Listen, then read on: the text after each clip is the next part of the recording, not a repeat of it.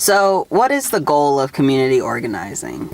I actually recently read a book that said that the main point of community organizing is to get power, and for that power to lead to more power, but I think that it misses the point.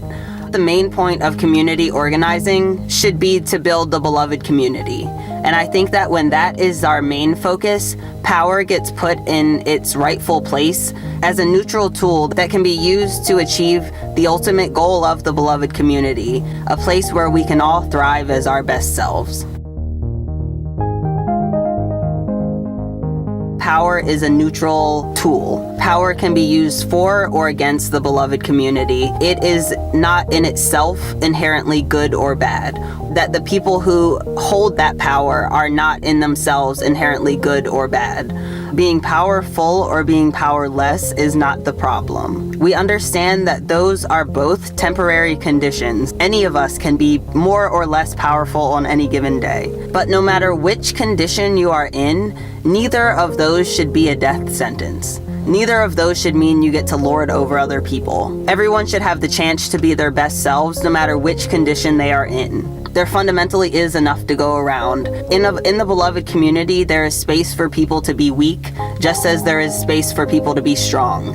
And it's not a matter of who has the most power, but what everybody is doing with the skills that they have and with the resources that they have to contribute back to that beloved community as a whole.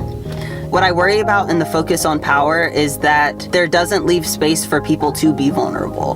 That vulnerability becomes demonized. Power for the sake of power ultimately leads to militarism.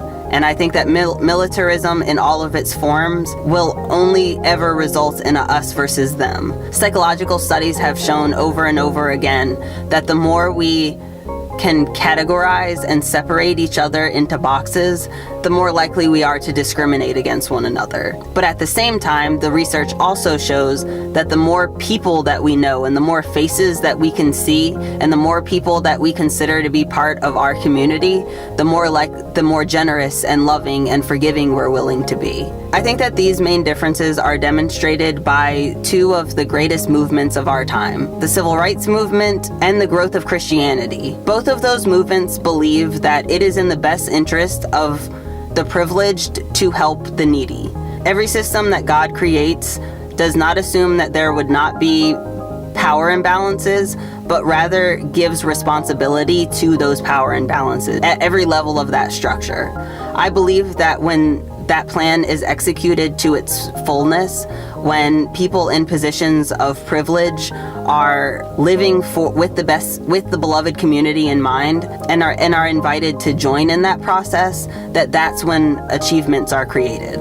If the early Christians had focused on eliminating Saul, who was the decision maker at the time, then he never would have had the chance to have the conversion process to Paul. He would have never been given that opportunity. Power is a tool in a larger system. When put in its proper place, it can be a great asset towards the building of the beloved community.